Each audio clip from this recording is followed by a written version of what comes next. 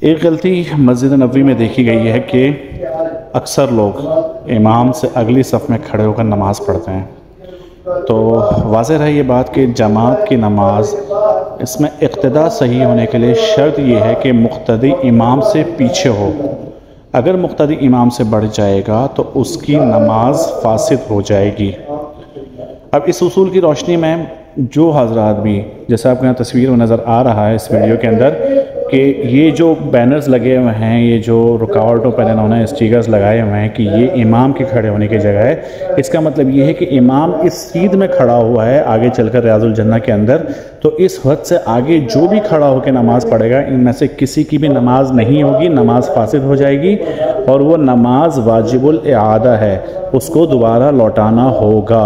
وقت پہ نہیں لوٹائی بعد میں قضا کرنی پڑ جائے گی۔ لیکن افسوس کی بات ہے کہ وہاں پر جو شرطے کھڑے ہوتے ہیں وہ بھی لوگوں کو سمجھاتے ہیں، کچھ حضرات وہاں سمجھانے والے اور ہوتے ہیں، وہ بتاتے ہیں لوگوں کو، لیکن لوگ سمجھتے نہیں۔